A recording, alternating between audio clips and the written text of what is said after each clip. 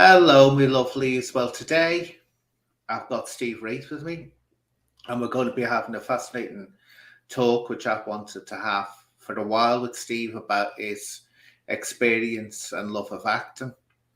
Because I was in the theatre myself, but in a completely different part of the entertainment industry. And I find it fascinating to hear people talking about what the roles demand and how they are two different approaches to theatre and um, what is required to get on in these industries, which are two completely different things. But what I'm going to do, people, is I'm going to go to AVI mode, and I like actually doing this because then you can concentrate on the person I'm talking to instead of me sitting here. And also, it stops me getting wound up by my camera, which, as people know, is driving me mad. I don't like the angle. It's got to be at a certain angle or I start. So to stop me triggering off looking at it all the time, I'm going to go to AVI mode now. There we go. That's much better. And what I'm going to do, Steve, is do this. But I will be popping on in AVI mode now and again. So anyway, Steve, as I say, you went into acting. Now, you were a child when you went into acting, weren't you? Stage acting. Yeah, I mean, for me, that was my ambition at school. I always wanted to be an actor. And from the age of 7, my first role was King Canute. My education at school had got off to a rather slow start. It was before Ofsted, so my parents put us into the local state school, and they weren't the checks that they are now on how you're doing and how the teachers are doing and how the school's performing. And I was actually behind in my first couple of years in junior school. I couldn't read or write, and I was struggling with simple arithmetic and all the things which should really be coming naturally to everybody. And I didn't have any issues. I didn't have any problems. It was simply that the school wasn't adequately teaching people. So my parents said, they got me into elocution lessons first and foremost, and then I think that's where I got the love for just reading and for doing stuff like poetry recital and stuff like that. And that's where I got the love for acting. So yeah, it was the very first school play, and it was a play called King Canute, and I was cast as King Canute, which at the time was the lead role. It was just one of those plays which the teachers write. It's a half an hour performance at the end of term, and I just thoroughly enjoyed it. We went to a place, just away from the school. So there was the excitement of getting on the bus and, getting to this venue and your parents coming to watch. And, whereas some kids get really nervous about it, I actually thrived at it, and I actually thoroughly enjoyed the experience. And at that age, you don't know what it is, but you know that you enjoyed the experience and you want to do more. Well, it's playtime at that age, isn't it, when you're very young? But we'll say Canute is the ideal title for the Geordie, isn't it? You just say you say completely different. It's an art form when you say Canute in a Geordie accent. Yeah, we emphasise the oots, don't we? Really, like, so it's perfect. It's perfect. But yeah, look, I mean, that's where I got the love for it. And unfortunately for me, changing schools as I didn't get the opportunity to do performing arts or drama at my next school. So the poetry recitals continued and the elocution lessons continued, which it made me stand out a little bit in the local area, because all the local kids were like, "Why, aye, man, and you're bugger and all that." Whereas I was more, I was pronouncing my words more, correctly. I was accentuating, me vowels and stuff, and I didn't. Although I have an accent still, it wasn't a strong accent, so I stood out a little bit amongst the other kids. But I didn't get bullied. I just, the kids did pick me up on it and pull me up on it. But the next bit of acting came from enrolling in a Saturday morning club, which was it was called the People's Theatre, and it was part of the People's Theatre in Jesmond, which is a leafy suburb of Newcastle. And this particular youth theatre, if you like, was set up by a guy called Nick Whitfield.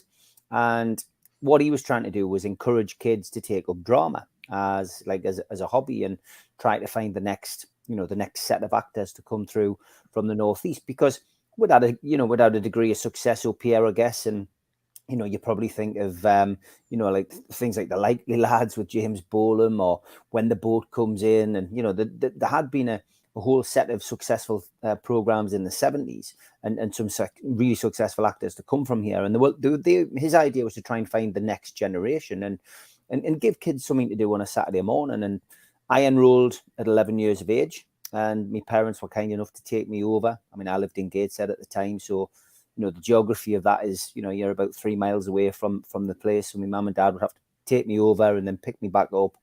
But I really enjoyed it. It was, it was at 10:30 in the morning to 12:30 in the afternoon, with loads of kids from different parts of Tyneside, usually working in a group of about, a group of 20. And the basic morning will consist of literally going in, doing warm-up games, doing trust games. What I mean by trust games is, you would essentially, maybe in a group, people would form a circle. Yeah. You would have to close your eyes, you'd have to relax, and people would push you Fall backwards, from all of that kind of thing. And the whole point was to try and get people to work as a team, to trust each other and to rely on each other.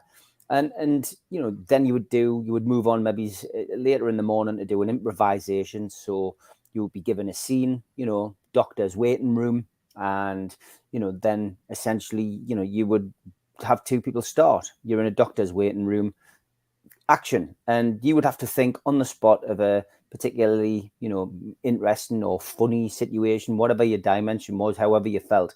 And then there would be a freeze. They would take one person out, they would put the next person in, and then they would say, right, you're in a zoo now, action. And then they would start again. And it was just about learning about thinking on the spot, changing things, acting things, doing different things. And to be honest, I was always looking to make people laugh. I enjoyed making people laugh, and I was never crude. I was never rude with it, and maybe a little bit double entendre at times, but never too too bad for people.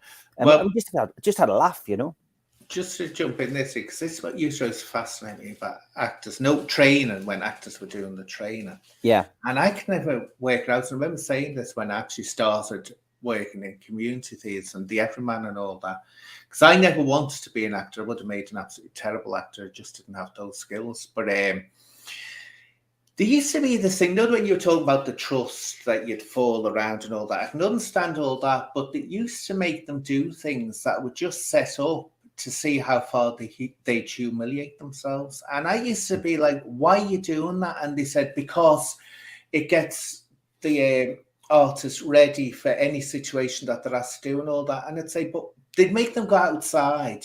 I remember one, they do stupid things like one would have a book at a bus stop, and someone would just come out, another actor, and start ripping pages out the book that this woman was reading to see what would happen, or dressing up as a duck and quacking and stuff like that.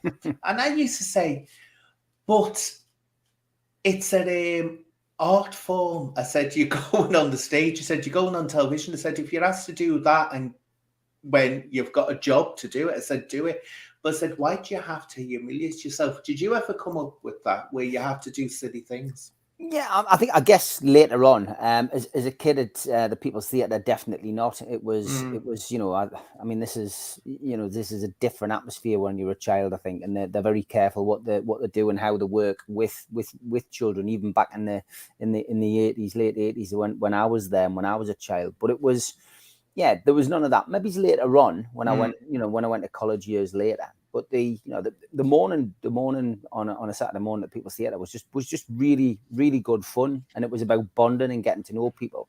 And obviously we worked towards plays as well. The People's Theatre was actually a theatre which put on big productions, and I guess the aim for the People's Theatre was to try and find young actors who could make that step up and eventually end up working at the People's Theatre as an amateur dramatic. So for me personally, over the years, I progressed quite quickly. I started off doing Oedipus Rex. I was in the chorus of Oedipus Rex, so it wasn't a great role for me, but it was that quite a heavy play for somebody to actually be involved in at the age of 12. But that being involved in the chorus got me a chance to go to America, because in 1985, the People's Theatre came up with this idea of, basically linking up with theatre schools and drama groups in the USA, and they built up significant links in New York, New Jersey, and Philadelphia,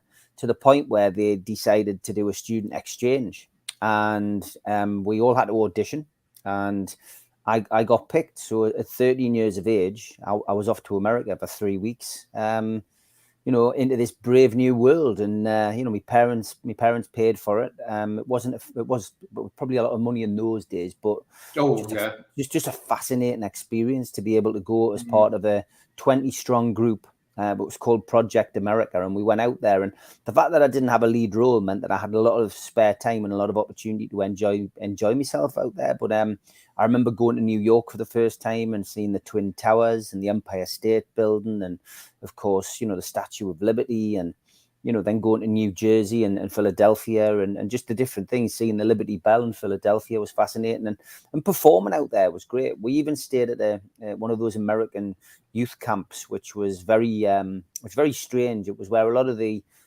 kids who maybe have committed crime get sent to during the during the summer holidays, to try and prevent them from going that next step and becoming fully fledged criminals. And we did performances for them. We did workshops with them, and it was just a fascinating time and an experience. And a couple of years later, I was 16, and I auditioned again for another trip away, which was to Russia. And I was 16 years of age, and I got to go to Russia, and I was playing the Artful Dodger in Oliver, which again was great to have a lead role in the play, but to perform in Russia when it was just at that period. So it was 1988 when westernization of Russia was starting to take place. Communism was crumbling around us. There was still the statues of Lenin, but there was no real communism as such in government. We were starting to see the cooling of the Cold War, if you like, and relationships between the US and USSR were fantastic. And I had 2 weeks there. I went to Moscow and Leningrad, as it was called, and it was just an amazing experience. We also had to do a day with another drama club where we all had to get up and do like something ourselves. And at the time, Bruce Willis was in the charts. I think he was quite popular. He was doing a thing called Moonlighting on BBC over here with Sybil Shepherd, and he released an album called The Return of Bruno. And me and my mate were really into that music at the time. And Under the Boardwalk was one of the covers on the album. And I used to love that song. So I got up in front of 200 Russians and sang Under the Boardwalk as a 16-year-old. And back in those days, I had long flowing hair, believe it or not. So it was, I had like what is known to football fans as a Chrissy Waddle perm. Chris Waddle used to play for Newcastle, and he had long hair, and I modelled my hair on him. So it was... well, when you think of it, Steve, right, that's it. You would have been exotic to them. Have you ever thought of that? You never think of it, do you, that... going to Russia, the Russians would be thinking, oh, isn't this exotic? Seeing people from England doing theatre, because, of course, for years, as you say, before then, Russia, you couldn't go there and they couldn't come here. So it was fascinating on the streets, Anne, because the two things I remember, three clear things I remember about Russia, apart from the brown vodka, which I did sample at the age of 16, which was lethal, was the fact that we saw some shady-looking guys wearing trilbies and long coats on numerous occasions, arresting people on the street, which later learned to be the KGB, and they weren't very nice people. Then we also saw a lot of kids trying to make a little bit of money for obviously themselves and their family by selling these little badges.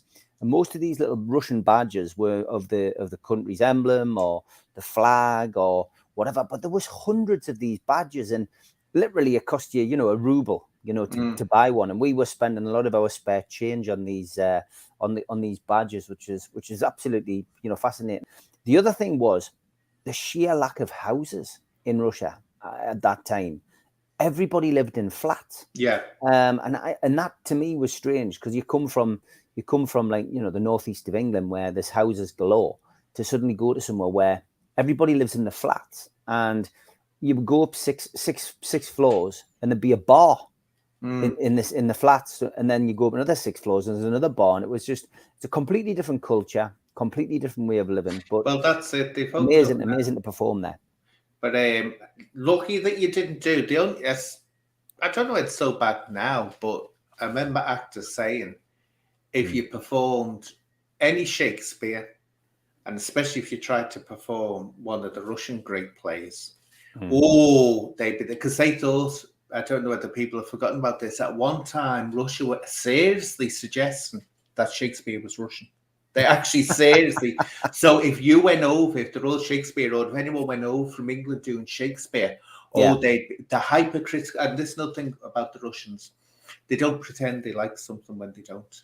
They'll let people know if they think a performance is rubbish. And they don't mince the words. That's the good thing. We're in this country, out of pity, people will still clap and think that it's great, even though they come out thinking, God, that was awful, wasn't it? Couldn't wait to get out of there. But yeah, so I mean, it's an amazing start and also you're learning at that very young age. You were. It was fascinating to do that, Anne. But I think the problem with it was that being in that environment once a week on a Saturday morning, and then getting a chance to go on 2 fantastic trips at such a young age, giving me that independence and meaning you have to grow up pretty quickly, because taking a 13-year-old out of your home and you having the bravery, I guess, to go and do that kind of thing at that age, working amongst your peers and some other teachers was crazy. But it meant I took my eye off my education, and I didn't take school seriously, and my mindset was, I'm going to be an actor, I don't need to study at school. Oh, people make that mistake. But I was going to say, you were learning the Suitcase Lifestyle that goes into being a performer, which people forget as well. They think it's all very romantic. It isn't. It can be a pain in the backside because you're traveling around. And you may go to, I mean, you were lucky in that instance, you could go to these countries and see them. But I remember a lot of times we go to countries on tour. I know that you saw was airplane, then cars taking you to a rehearsal studio, then the performance at night, then pack up, then on to the next theatre. So it was like you never actually saw the country itself. You only ever saw the inside the theatres, but you were getting that sense of it's hard work. And what happened, I mean, I don't know whether it comes next, but I know you will talk about it when you went to America and it wasn't a very pleasant experience for you.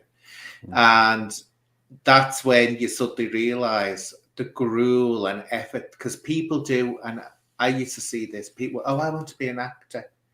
And they honestly, Steve, they didn't realise what actually being an actor entails. It's all looking for work, It wasn't America that I did that. It was actually in this country, because I finished school. I passed my English exams. I got 2. I passed three GCSEs, which was an achievement considering, with a year to go, I was on course to pass nothing. But that's a different story, which I've explained many times. So leaving school, my mindset was to go to college, and they had just set up the BTEC diploma at Newcastle College, which I enrolled for and got on.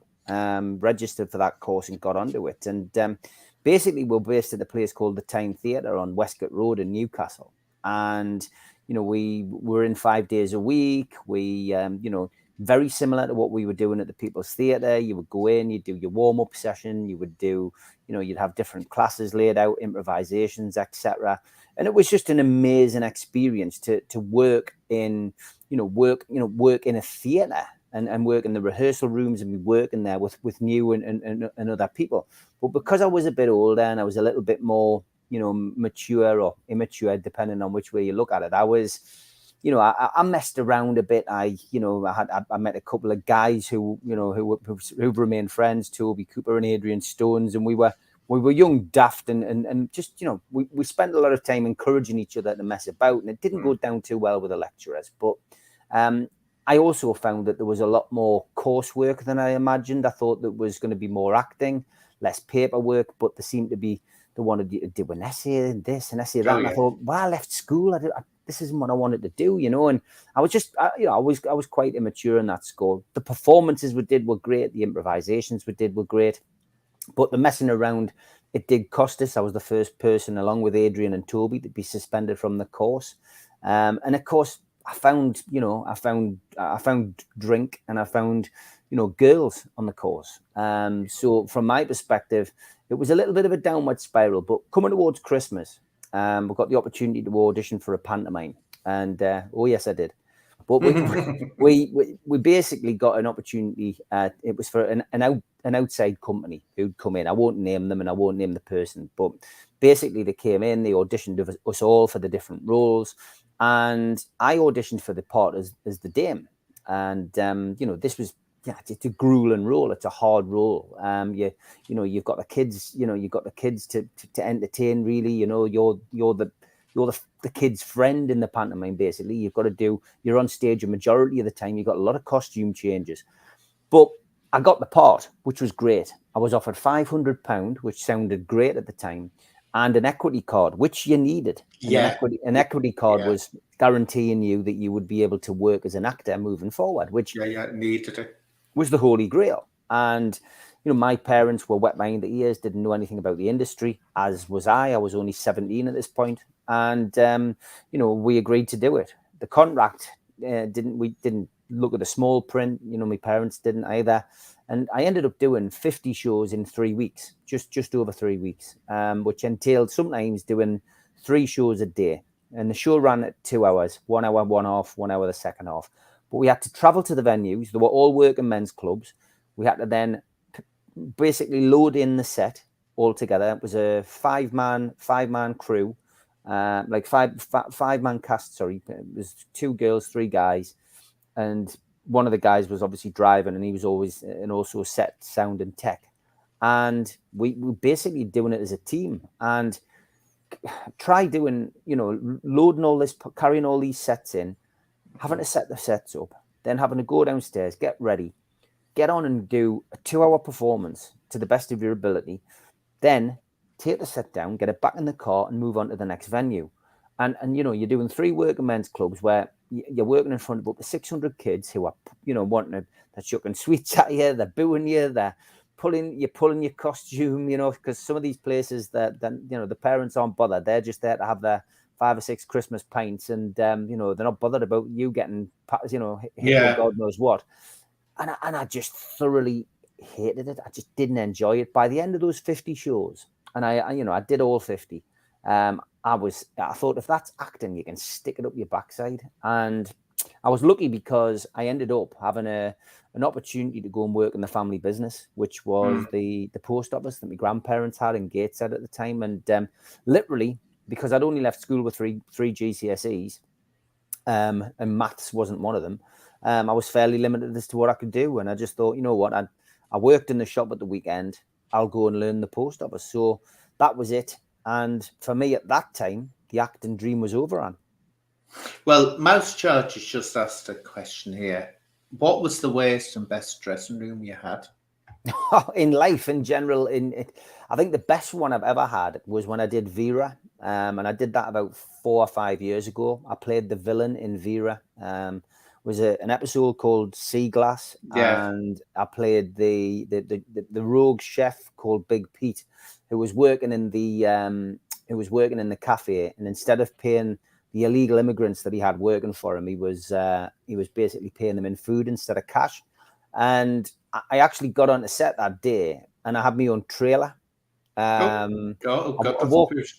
Walked on the set. This is, Mr. Well, it's a little bit different when they send a car for you. So they sent a car to pick us up. Then I got taken in. They said, "This is your trailer here," and it was just a big caravan, Big Pete on the door. Script laid on, all kinds of like refreshments in the fridge, just ITV doing things properly, I guess. But it was a nice little touch.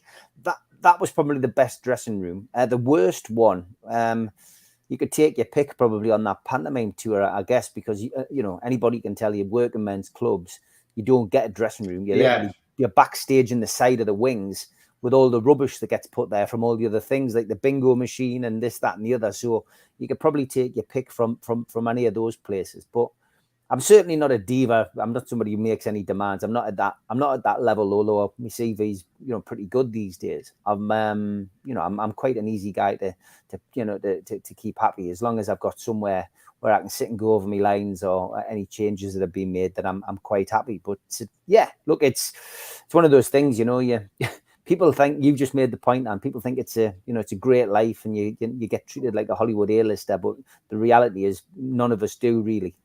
Well, this it's just people don't get the demands of it, and that's why I think so many people in the industry, sex the industry, tend to drink, to cope, and also it's the idea that you're constantly looking for work. So there's that anxiety: is this ever going to get the stage? You can never relax on your laurels, and you get a wonderful job. Say that you get a wonderful few jobs in a row. Every actor that does the job as a job knows, and it's always in the back of when is the next job coming? It could dry up at any point. That's the horrible stress of it, the wicked stress. I mean, it was slightly different. We used to have that problem in dancing that, if you went up to standard or you went it wasn't the vogue, then your shape or whatever, you could be struggling. But if you're in a company, you're more or less guaranteed as long as you behave yourself. But you always understood that you were dispensable at any moment. There'd be many. And I used to always get really frustrated with, when I was in the community theatre, with people wanting to be actors, because you used to come in, and you'd say, well, what would I be telling them about acting for? It wasn't that I was there to tell them about acting. I was there to tell them about the industry, which share different things. And I used to say to them, you'd see them, Steen, you get someone really talented, and a lot of it is down to talent. You can't train a person to be an actor if they haven't got any talent at all. And they'd be brilliant. But then they go, oh, I'm sorry, I've got to go. I've got to pick up the kids, or I've got to pick up my grandchildren. And I'd say, well, sorry, that's not acceptable. I'd say that's not one, or they turn up late, I'd say not acceptable. And they used to think that I was being this, real zealous over it, a despot telling them off. And I'd say, no, I'd say, I'll tell you now, as much chance you got, you won't get on. You won't get on in the industry, because said your life is the industry. Said if your child's ill, if your grandchild needs picking up, I said, guess what? You have to get someone else to do it, because if you're in a company, I said, it will destroy your career if you don't turn up. And that's what people fail. I mean, it can be wonderful. That rush can be wonderful that you're doing something that you love. But at the same time, there's a lot of stress goes with it. A lot of stress does go with it. And so I thought today point that out. But when you were talking about your education as well, that you let your education slip. Now, has that caused you any problems as you advanced, do you think, in your acting career? No, definitely not, because I went back into it. It was, it wasn't until I was 30. So bearing in mind that I left the course after the first year. So I was 18 going on 19 when I went into full-time education, and came out of full-time education and went into full-time employment. Went into the post office. So I did the post office for 10 years. I also took up doing door work as a subsidiary job, and which that eventually became my main job, which I did for 18 years as a doorman. Did security in Newcastle, in the UK, did Ibiza and Spain. Came back, did London, and then came back to Newcastle. So I had a good career in the security industry, and acting wasn't on my mind at all. But over the years, I got to know some great actors, and got to know I knew a few of the guys who'd gone on to be big successes. I mean, Neil Tennant from the Pet Shop Boys, the lead singer, was at the People's Theatre at the same time as me. Tom Goodman Hill, who's gone on to do a lot of things like Downton Abbey, for instance. He's, there were some great actors came from the People's Theatre and went on to be big successes. But I also got to know a few guys in London as well. And one of my good friends is a guy called John Altman, who played Nick Cotton in EastEnders. And he rang me up.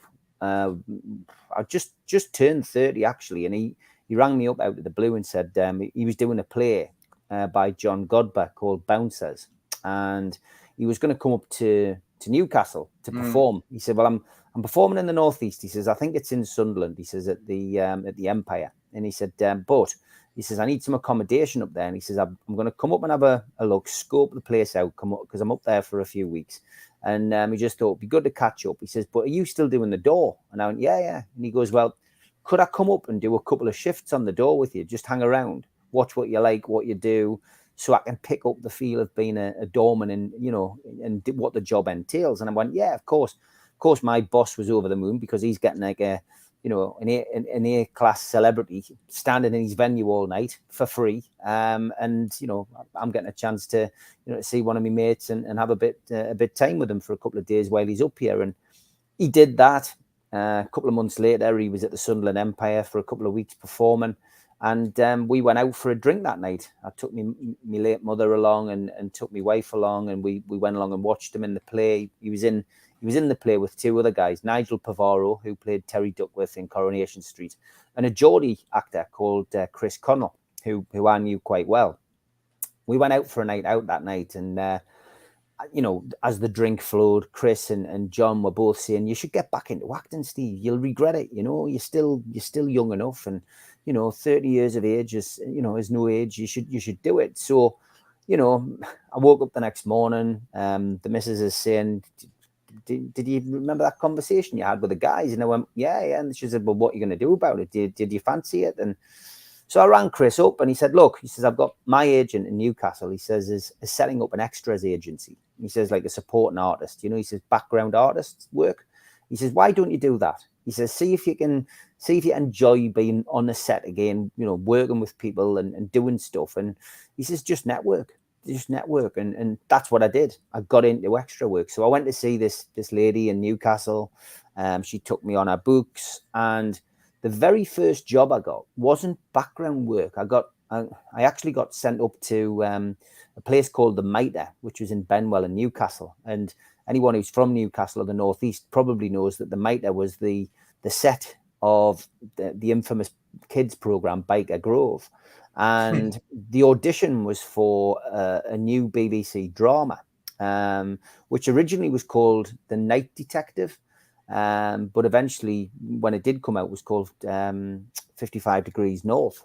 And I was actually casting for a speaking role, which was crazy for my very first audition. I'd not done any acting for best part of 13 years. And I went in. I'd actually been to the Newcastle game the night before, and the director had picked up. Well, he was a Scottish guy. And he picked up that my voice wasn't quite what it should be. And obviously I'd been shouting and singing at the match the previous night. So anyway, he says, there's something wrong with your voice, Steve. And I'm like, yeah, I was at the match last night. And I says, I got this audition quite late. And I said, he says, well, don't worry about it. I was at the match last night as well. So anyway, we had a 20-minute conversation about the game. And he says, I suppose I better get you to read the script. So I read the script, and he said, thanks very much for coming. And 20 minutes later, I got a phone call on my mobile from my agent to say, Steve, wow, well done. You've got the part. I couldn't believe it. I'd actually got this role in my very first audition. Somebody was looking down on me that day. And it was brilliant. I got, it was 750 quid a day. Again, I had my own, my own dressing room, and it was fantastic. And I thought, wow, I've made it. You big cigar, you're picturing Rolls Royces and red carpet, etc. A couple of weeks later, after that job had been done, I got a phone call from the agent to say that I had an extra role in Biker Grove, and that it was going to be at in Newcastle City Centre. I had to be on set for 7:00. So I got across to the location at 7:00 in the morning, and when I got there, I was doing what extras do. You're basically in with, another 20 extras, no flash dressing room. The wages were only 150 quid. And I was on set at 9:00. And I was playing a security guard. Obviously no lines in this. And I had done my bit by 10:30. And they made me sit all day. I was there until 7:00 at night. And I was like, I actually asked at one point, the producer, is there any chance I could go? And they deliberately waited until 6:30, and they used me for a walk past where they filmed me feet. And I thought, wow, that was back down to earth with a bump. But that was a good lesson for me to learn. You know what I mean? I'd done something where I got a really good wage, and I thought I'd made it. I was back down to earth with a bump. But I did that for the next 6 years, Anne, and I thoroughly enjoyed it. And I did what Chris Connell said, which was network. I had little cards Oh yeah, printed. it's I essential. had little cards printed out with my number. I behaved when I was on set, which I think is very important. I didn't go and bother the main actors. I didn't go up and ask for autographs or photographs or whatever. I just basically was a consummate professional as an extra. But I spoke to people, and I spoke to the techies. I spoke to the Sparkies. I spoke to anybody who was behind the scenes, and I found that by having my card and by getting on with those people, that gradually as time went on, I started getting a text message or an email off people going, Steve, something's happening in a couple of months' time. You might be interested in this. Steve, you might be interested in that. And I found that I was able to pick up a little bit of work. So I was ready for the next jump. And my first opportunity was via a student film, which I would encourage anybody who's thinking about going into acting to do, because students and universities are always looking for people who are actors. And Steve, I just want to jump in there to say something about these student films, right? Usually you're treated a hell of a lot better by student films because they want to get into the industry, and they do treat, because they're so thankful to have someone to work with, that you get treated much, much better, don't you? But do it because it's, do it. They'll try and pay your expenses. You'll get fed. They're doing it to try and pass the coursework. So you're actually helping people out, and ultimately it gets you something for your show reel, which is, if you're going to take that step, you need to start showcasing your work, show reeling your work, and start to promote yourself, and that's what you have to do. But that, to be able to become an actor, I thought, what I need to do is and I don't quit things, Anne, but I'd quit that course. I'd quit that BTEC course. And I thought, I need to go back and educate myself. So at 35 years of age, coming on to 36, I decided to enroll for a GCSE performing arts exam at Gateshead College. And I was very lucky because a guy called Steve Melville, who was one of the guys who I used to work with at the People's Theatre, back as a kid, he was now the lecturer there. He was the head of drama, head of performing arts. So I had a friend there. I found the GCSE really good for myself. It was beneficial. The people I was working with the exception of one or two, they weren't great. There was a variety of ages. There was a mix of ages from 18 through to 64. And it was interesting, but it was, I wasn't with my type of people, if you know what I mean. And that was a bit of a challenge because not everybody comes with the right attitude. And for example, trust games involve touching. I've already explained, putting people in a circle, people closing their eyes and being pushed backwards and forwards and leaning on your feet. Trust the people you're working with. Some of these people that we had on the GCSE drama were like, "Oh, I don't want to be touched," and you were like, "You've got to accept that. You can't force the person to do it, but it makes it difficult for the rest of the group and it alienates them straight away." So there was those little humps in the road, but it didn't affect me. And my mindset, well, that was, and it was purely selfish in one way. I need to get out of this. What I need to get out of it wasn't about passing the GCSE. Really, for me, it was about doing the coursework, learning my craft, and then trying to get that. In other words, you were getting back into this. Get that first performance, because I'd never been on stage. By this time, I haven't been on stage for 17 years. Yeah, I've done BBC One, with 7 million people watching and doing a little role in that, but I haven't done stage. So we did a play. Now I'm going to jump in here, Steve, because there's question times. Because it's like I'm going to get these questions in before you go. Go for it. Mouse Charger. It's a show reel like a portfolio, a CV. Yes, it is. It's especially useful to singers and actors. Wouldn't be good for a ballet dancer, because a ballet dancer, you have to go in there and show them in real life what you do, and you can't send in a show reel. But it lets the person see that this person can act.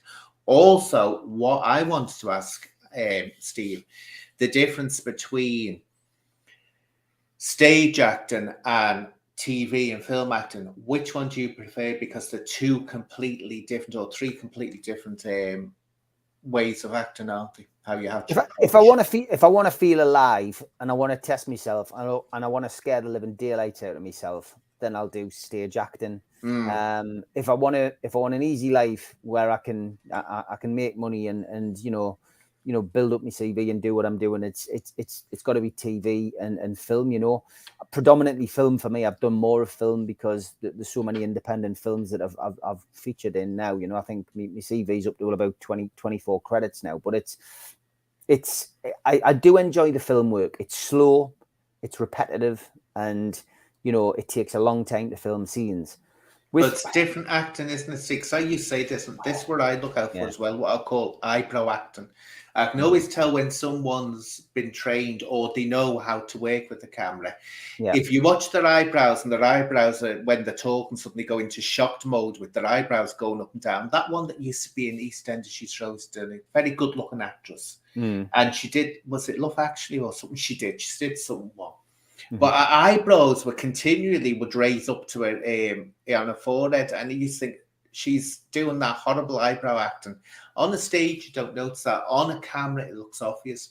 Two completely different. Did you concentrate and specifically train to know how to do it differently when you're in front of a camera? Yeah, because it's weird because, when I was at the People's Theatre, that was theatre only. So, I was always learning, especially with my elocution lessons in the poetry recital, it was all about perform, dear, and, project your voice and aim for the gods. And, it was all about that. So when I first got into doing TV and film auditions, then I remember going for an audition. It was for a film called Splash, which I think got made, but never ever got released. And I remember going in and I remember the director after me audition said, are you theatrically trained? And I went, sorry. And he goes, are you theatrically trained? And I went, I didn't really know what a question meant. Again, this was my very first audition. And I was thinking, have I been trained in theatre? But it was one of those things he caught us off guard. And I didn't realize what he was getting at. Of course, what he was getting at was I was far too loud. So I went back to my agent, who I managed to get, years later, who said, "Oh, look, Steve, you need to tone it down, and you need to play it down. You need to be more subtle. You need to do it as if you're having a conversation in a room." But yeah, you pick it up as time goes on, and certainly I'm aware. I'm very aware of the camera. And I do. I look back at my show reel of work and think, I'm getting better jobs now because people are seeing that I can do the job. My last role that I did in a film called Trafficked, which comes out on Boxing Day this year, is the first lead role I've had, and that's a reward for all the hard work I've done. Yeah, I've worked hard to get to where I have. But yeah, I'm proud of that piece of work. I've seen some rushes of it already, and delighted with it. And obviously going on to do my next lead role at the end of October. So it's for me, Can you talk about that? Yes. Yeah. It's a film that I've been working on myself. It's the film about the Sears. It's called A New Breed of Criminal. We've got the financing and the distribution deal signed. So we're shooting it in the last week in October, first week in November, up here in the Northeast. So it's fantastic. It's great. A lot of hard work to be done. But for me to be able to say that I wrote the book, wrote the script, and performed in the film is something which is quite unique. And, it's got a lot to live up to up here. Get Carter. It's the home of Get Carter, the Northeast. It's a film that I love. I was lucky enough in recent years to interview the director up here. And, it's a film which, is iconic, a British iconic film. And if I can get A New Breed of Criminal, anywhere in that kind of zone, like that, or Blue Monday, which was filmed up here, if it can be held in the same esteem as that, then I'll have done my job. So, that's what we're aiming for, and looking forward to working on that later this year. But that'll be two lead roles back to back, two independent films, and they're both going to festival as well. So I'm just hoping that leads on to bigger and better things for me.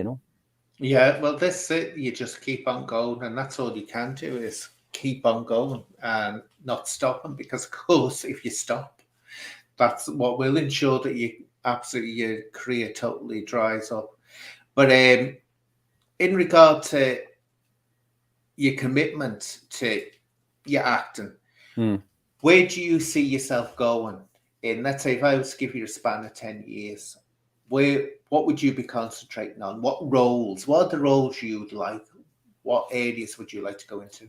I love playing villains. I like being typecast. I've got the look and I know I can play the parts. I've met most of the major villains over the years, whilst writing books and, doing documentaries.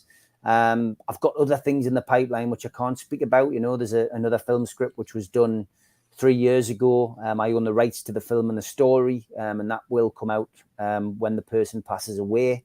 The person who's still alive now doesn't want that film to come out until they are dead, but that's with a really big film producer, and that will come out, and I will be involved in that behind the camera. But in 10 years' time, I'd like to say that I've achieved my ambition, and I haven't achieved that yet, and that is to be in Coronation Street. It's a lot to say that. I'm a huge fan of Cora, and after passing my GCSE, I went on to do a degree. So I did a performing arts degree from the age of 36 until I was 39. Again, with me mate, Steve Melville, he was the lecturer. I did it at Gateshead College, but it was through Newcastle University. So I graduated at 39 years of age with honours, and then obviously got my agent. But yeah, I remember being on that course. The one thing I remember quite clearly is they said, "What's your ambition?" I asked exactly the same question as you've done. Where will you be in 10 years' time? And I just said, I'll be an actor. I'll be a working actor when I leave here. I said, because I will make sure it happens. And other people around the table, some people did, I think, they didn't have the same kind of desire or whatever, and the work rate. And I've just pushed and pushed. And, when I left college, I went onto a lot of these websites. There was a lot of websites at the time. Star Now website. Yeah. Which used to do casting calls. So I registered to a lot of these websites, but that particular one, there was an audition for a film called In Our Name, and it starred Joanne Froggatt, who used to be in Coronation Street. She's a local girl, but she went on to do Downton Abbey. She was a star in that. But this was her first movie role, and it was about a woman who'd served in Afghanistan coming back home and having PTSD. And it was a little cameo role, but it was for a sergeant major. And I put myself forward for it. I just said, I've got limited experience, but this is me. This is how I look, blah, blah, blah. Sent the email in, and I got a casting call. So I went in for it, and I got the part. And that was... Steve, that's vital. Your networking, that's a part of networking as well, doing that. And I always say to people, right, it's some companies will, you can work out whether a company, especially if you aim at the theatre, which most people start off with, you send in your CV or whatever and your photograph. You can actually get jobs from that, but be wary, because I remember one that I worked with for a very short while, Theatre de Complicité, and they wouldn't take anyone on. They decided they actually would approach the person. They never took anyone on, so you have to be careful. But that's networking, and this one thing's impressive. You know what I did, Anne, after that? I mean, it was an independent film, but obviously it had distribution. So the director was Scottish, and he was struggling a bit with getting locations, with getting extras and stuff like that. And at the time, I ran a Sunday League football team, and he was really struggling to get some squaddy extras. And I said, well, I can ask some of the lads from my football team or some of the lads who I'm on the drama course with. And he went, yeah, do that. So I managed to get him 6 extras who came along. Then he needed a boxing gym. I got him obviously I boxed, did boxing training, best part of my life. Went on to be a boxing promoter, and I had some contacts in that industry. So I got him a gym for free. He then goes, you don't have any contacts in bars, do you, in Newcastle? He says, we need one for a bar scene. I said, well, I'm a doorman. And he goes, oh, never. So I got him a pub, and then they needed a venue for the rap party. So I got him that. So anyway, cut long story short, at the end of the rap party, he comes up and he says, Steve, is there anything I can do for you? I said, well, I haven't got an agent. I said, I'd really love to have an introduction to a local agent who might take me on off the back of this film. So he introduced me to Sam, this wonderful lady from Darlington, who arranged to meet me in the January the following year. And I went down, had a 45-minute meeting with her, and she went, you're a bit rough around the edges. She says, but I really like you. She said, I'd like to take you on my books. And that was it. I got my first agent, and I'm still with her. Which is good. 10 years later, I'm still with her. You know, she's now taken a back seat. She's been replaced by another wonderful woman called Maria. And I've also got a London agent. And I would never leave Sam. And I did say to Sam, I said, look, I've been approached by a London agent. They'd like to take us on. I said, I'd rather stay with you. I said, so I'm asking, could I have the opportunity of having an opportunity to go on their books as well? I'll work between the two of you. And she went, no problem at all. You know, you've asked. Oh, that's unusual. You're lucky there. Usually they'll kick your right out if you do. Well, I just said, look, I said, from my perspective, you know, I said, you've done so much for us and I don't want to leave. And I think, I just think it was because I was honest. I think a lot of people just go, right, I'm going to leave and I'm going to, you know, and it causes bad feelings. Yeah. It's paved with gold, going to London, blah, blah, blah. It's clearly not. And, you know, from my perspective, I just wanted to be honest. I said, if you say no, I'll just tell them no. Yeah. But I said, it's an opportunity. And she said, yeah, go for it. So that's what I did. And I'm very lucky. I get, you know, I get audition opportunities from both agents. And, you know, so far, no clashes, which is great. Well, Mouse George has just asked, which I was wondering, actually, Mouse George, you've asked the question I wanted to ask. What's the picture in the background? Now, usually I've got a background, but today is a very important day for ladies football because England are playing Germany and it is 1-1 and looks like they could go into extra time. So I've had to sit in the living room to have the match on. But this is a limited edition print taken by a good friend of mine who's a photographer. From when the Who played in Newcastle at the arena. And it was the last time that John Entwistle played with a band. So, and it was the first time that I saw the Who. So it's when was that? 2002. I was going to say, because they'd be ancient now, aren't they? The Who. They still get up here, and Roger was up here recently just doing a solo gig. But the Who, fantastic band. But yeah, it's there used to be an oil painting there on that part of the wall, which the missus didn't ever want up, and it was somebody did an oil painting of me and the Craze standing outside Valence Road, and the missus didn't like it because it made us look about 10 years older than I was at the time when I was presented with this painting. And I just said, well, we'll leave it up 10 years. I said, I might look like that. But we had it up for a couple of years. And then I managed to get that. It fits the decor a lot more. So I got brownie points for changing the picture on. Well, tell you what, Roger Daltrey, good actor. Very good. I mean, McVicker was brilliant, wasn't it? Not only that, do you remember Listomania? Yeah, and that was amazing. And so, and this was it about him. I don't know how he didn't get more and more and more. He was brilliant. And of course, and this is mainly what people don't know about him. He actually, you see him playing the piano in that, it was about Liszt, the composer. Yeah. He was actually playing that. He's a classically trained pianist. He could be in an orchestra, a full classical orchestra. So amazing, man. Absolutely. I had the opportunity of meeting him through a good friend of mine, Angie Jenkinson, a few years ago, and he was up on Tyneside. And obviously he was one of these people who actually had the rights to the Craze film back in the day. And obviously I was right at the start of trying to get this Sears film off the ground. And I was lucky enough to have 25 minutes sitting to talk to Roger about the pitfalls of working with former criminals in films. Yeah. So I did get a bit of advice from him. Of course, he walked away from doing the original Craze film and eventually handed it over to another friend of mine who's Ray Burdiss, who managed to get the film off the ground and done. But Roger, very talented guy, lovely guy, and top musician as well. And his voice isn't quite as good as it probably was back in the 60s, but it's still good on. But it's just a shame he was a brilliant actor. And I think just for some reason, either they couldn't separate him from his musical career or not. But I don't know how he didn't go on. That he's all in films everywhere and the television. Absolutely amazing talent, amazing. But got a question here for you. What's your favourite colour? My favourite colour, I've got two, black and white. I'm a big Newcastle fan, as everybody knows. No, if you have to tie us down, I would have to say I do like black. I'm a very simple guy. Stephen jumping in here, right? Black and white are not colours. The tones, aren't they? The tones, they're not colours. I do. I've got a tendency. I've got a tendency for light blue. I've got to be honest. If I go and buy a shirt, I'll buy a light blue shirt, and it drives the missus up the wall because she always goes, "Oh, it doesn't. You don't suit light blue." Newcastle had an away top out last year, which was light blue, and I bought that. But I think it's grown on her now. But it's I mean, it's one of those things that I can't wear red because that's red and white is Sunderland's colours, so I can't wear red, and I've never really liked that colour anyway. Is there such a thing as a Geordie that doesn't like football? Yeah, there is. There's a few. I've seen one myself. I got married to somebody who hates football. So and that's a blessing because it means I've got my own thing that I can go and do.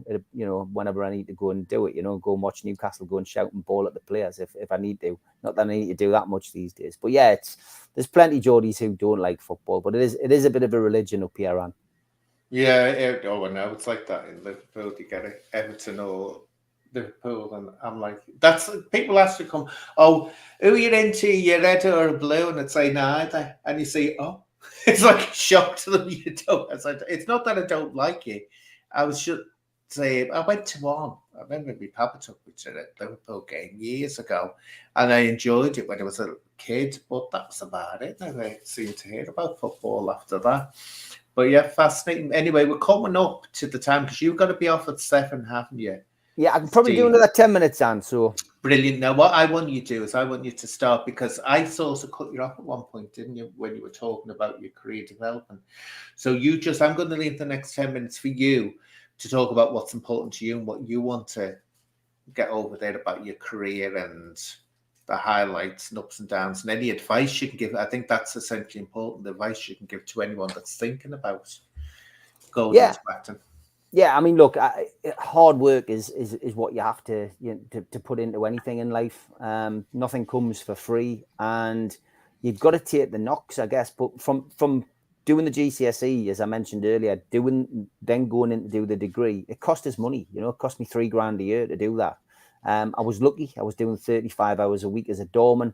On good money. I was a head doorman in Newcastle as well. So, my money was good.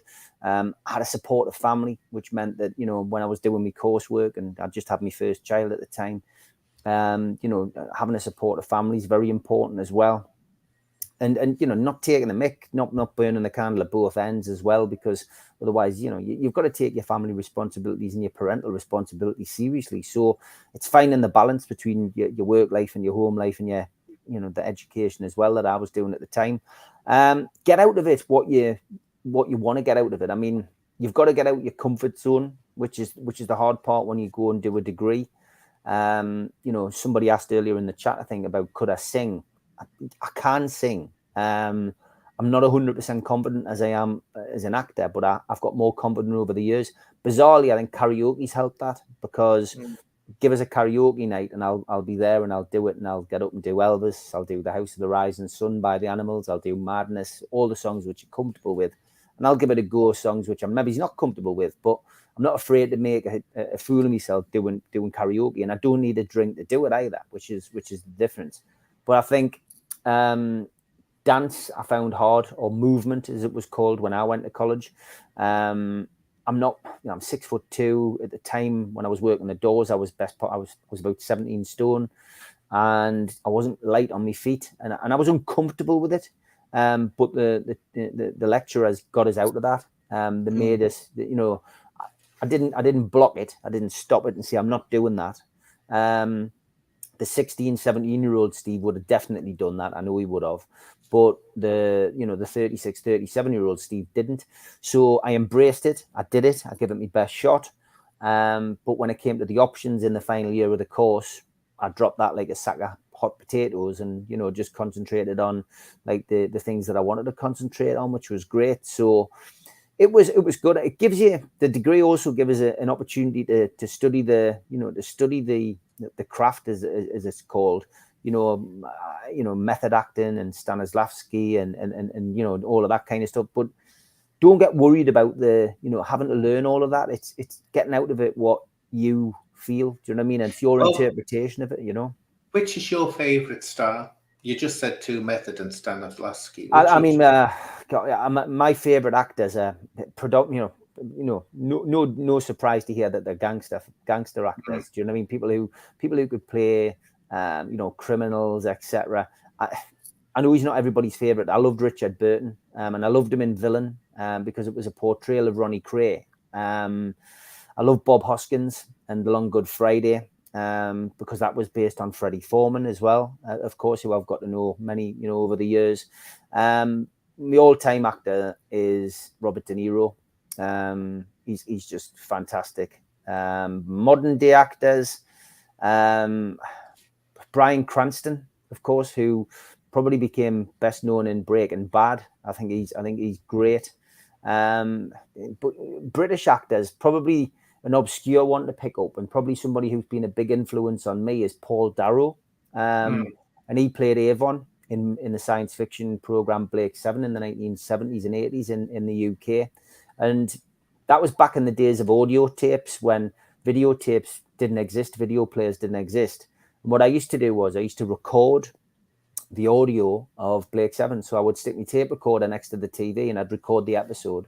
And then between episodes, which were once a week, I would recite the words, and I would be able to say Avon's lines. Like, I can still virtually recite the entire episode, the final episode of Blake 7. It's weird. I had it on the other week. It was on Forces TV, and I stuck it on, and I was like, I can't believe I still know the lines to this. It's just weird what sticks. But yeah, they're my favorite actors. But getting back to the whole, what advice would you give? You've got to educate yourself. There's no shortcuts to stardom. I think what's happened over the last 20 years is that people have tried a shortcut to stardom by getting themselves into the Big Brother house, or getting themselves reality TV has really kicked in this country, and I think it's taken people away from learning the craft, and they think there's a shortcut to celebrity, and there's not. And my advice would be to go and learn the craft, get as much experience. Go and get as much experience as you can. And even if there's a wonderful woman on my chat called Rachel Lilly. I've met her a couple of times. She's one of my moderators. And she just does a lot of amateur dramatics, but you can see she loves it. She goes and she casts and she does it, and she's not looking to be an actress. She thoroughly enjoys doing it. But you've got to enjoy it as well. It's pointless putting yourself through that kind of thing if you don't enjoy it. There's going to be points, though, Stan, this is what you have to be realistic about. There are going to be points in your career when you're hating every second of it, and you're doing it for the money. Now, any actor or any dancer will tell you that I've got to pay my bills, so I've got to do this, and it's just that you evolve as a human being. But essentially, to get where you are, you must have enjoyed it when it was starting off and doing that. But always remember, there will be little points where you think, "Oh God, I don't need this," but yeah, you're right. It's got to be, well, you wouldn't go towards that. You wouldn't seek out. It's like acting. It doesn't suddenly happen by accident to you, or it very, very, very rarely does to anyone. So you must have that burning ambition there, but it's a job. Make sure that you've got something to do. You've got to have a job, but you've got to have another job. And that job, might not be the most enjoyable. You could be working at the HMRC, you could be stacking shelves in a supermarket, you could be, a landscape gardener. You've got to have another job, otherwise you wouldn't be able to survive on an actor's wages. You know what I mean? I've given you an example there of like extra work. You might get, back in the day, say when The Bill was on TV, you might be lucky and get 20 episodes of The Bill as a copper in the background, and you're getting 150 quid a day, and that's fantastic. But jobs like that don't come along very often. And, the job I got, which was 750 quid a day for 2 days work for the BBC, fantastic. 1,500 quid. That's going to last you, back when I did that, which was like 10, 11 years ago. That gets you through a couple of months maybe. But, nowadays, you get that, but you need something else. So that's why I went into other things. I went into promoting. So I did, I was promoting boxing, and I was promoting talking events, and those other events, is what keeps me ticking over. Yeah. The acting in stage 2 of my career was a hobby. I very much looked at it as a hobby, and if I get a part, I'm happy. Now, when I got to like late 40s, and now I'm 50, I'm looking at it going, right, I'm going to give this a real shot. This is what I want to do. So during lockdown, to sit and write that script, something I'd never thought I would do, but I did it, and with the help of the director, who's helped us, format the script, etc. I've learned how to do that now. And I saw Kelsey ask, is script writing something you'd want to get into? The answer is yes, if I can make a success of the Sears film. I've got another film I'd like to do, but I'm not going to sit and write another script unless I can get this one right. I've given this one a go, and I'm happy with it. And the people who I sent it to Ian Lafreniere, who wrote The Likely Lads, who wrote, so many great stuff, great comedies over the years. I feed his Ian Pet. Ian's a good friend of mine. He lives in LA. He was kind enough to do a Zoom call with me for an hour about my script and give us a lot of advice. And then I sent him the second draft, and then I sent him the third draft, and I got there in the end. And for me, if this one works, Kelsey, 100%, I will do another one. And look, I'd love to be able. What I'd like to do, Anne, and this is another important thing. I would like to give the opportunity in this film to unknown actors, to actors who haven't had that opportunity, because I don't know whether it's like down your neck of the woods, but I find there's a bit of an acting Geordie mafia who have closed the doors on talent up here and haven't given the opportunity to new actors to come through. And I'd love the Sears film to be an opportunity for people to get involved who, could end up being the stars of tomorrow. You know what I mean? Oh. It's not self-centered. Yeah. It's not about me. I want to give other people a chance, and that's what I'm hoping will happen. It'd be a good thing. What happens in Liverpool, this used to drive me mad, but I say it didn't affect me because I didn't go for those roles, but they advertise for a role. I think this is disgusting, actually. They go on radio and television saying, we're auditioning for this role. I'm telling you, Steve, they used to have the person already lined up that they were going to use. They were just using that as an excuse to advertise for, the play and all this. And then they go, there was one that happened with about, oh God, that famous, God, people are going to kill me. Famous Liverpool manager, and they're going to kill me. And what Shankly, it was, Bill Shankly, and it was all like, we're advertising for this play, right? They knew we was going to get that part before it was advertised, and I was absolutely disgusted. All those people are advertising, and they haven't got a chance. It's been set. There was a cracking actor up here called Mike Elliott, and he was known as Mike the Mouth. He used to do a radio talk-in. He did lots of great films. Purely Belter was a big success in the UK, based in the Northeast, etc. But Mike was also I did the second series of 55 Degrees North, and I did 4 episodes of the 5, playing the gangster's henchman in that. And the days that I spent with Mike were probably some of the best days I spent with a cultured actor who basically said to me, and he said, I don't know what you're getting involved in this acting game for, son. He says, because all we get up here is kicking, all we get up here is cough and spit parts. And I said, what do you mean? And he says, well, that's all we get. He says, we don't get the main roles. He says, they'll tell you you're going for the main role in a film. He says, they've already cast the thing in London. He says, and he says, but they go through this whole charade of getting everybody up to go and cast for it. They build their hopes up. He says, and then we end up with all the rubbish parts. He says, cough and spit parts. That's what I call it. And that's stuck with me, since that conversation. True. Steve, it's true. And here's one. I don't know, Mart. Now, have you ever heard of Barry Morse? Canadian? You have. Yes. Yeah. He was a British comedian.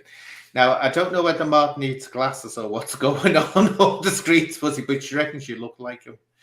I can't see the resemblance. I've got to be honest. I remember the name Barry Morse. I am just going to be honest, right? Yes, I can see it. I can see it. If you take off the first couple of photographs that have come up of Barry Morse as a young man, and if I remember him rightly, I think he was in Space 1999, which is something I watched when I was a kid. I can see that. I can see the resemblance. I can see where that comes from. So it's not as bad as you think, Anne. Extreme. Oh, he was an extremely talented actor. My God, he was in lots. You grew up always seeing him in something. But that was fascinating. Because you'll have to get off now, won't you, Steve? Yeah. Look.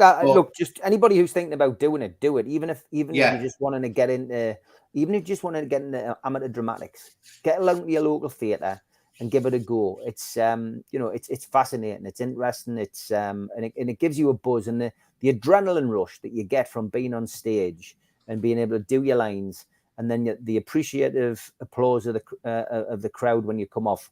I'll finish on the two-hander I did. I actually approached a local playwright 6 or 7 years ago called Arthur Mackenzie, and I love his work. He used to write episodes for The Bill and Casualty, and he was an ex-copper who went into script writing when he retired, and he'd written a few plays, and he did a film called Harrigan, and I got a very, very, very small part in that right at the end. But I'd also helped behind the scenes. I'd helped cast the film, and I'd helped Arthur with a couple of things. So I just said to him, I says, I'd like to do a play.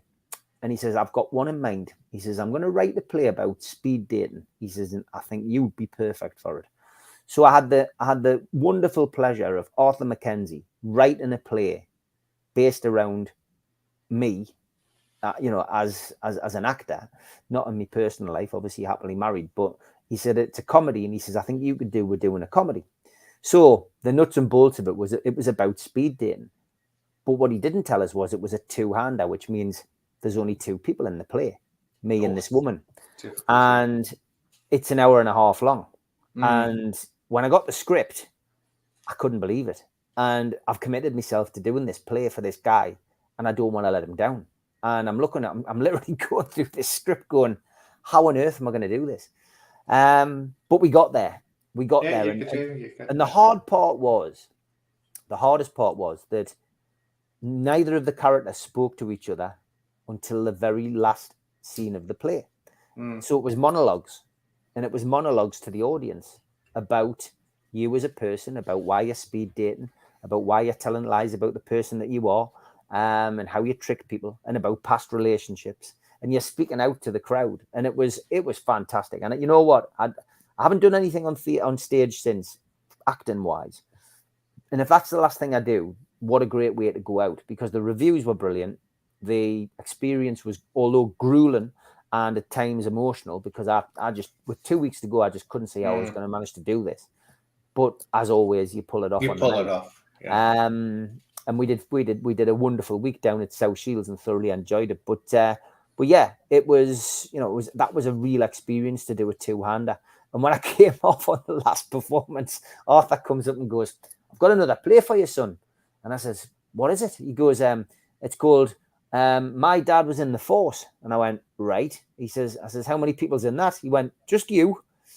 I never picked the phone up to Arthur. And not after the experience of doing the two, I wasn't quite ready for getting up and doing a play by myself. I might come back to that at some point. I've still got the script.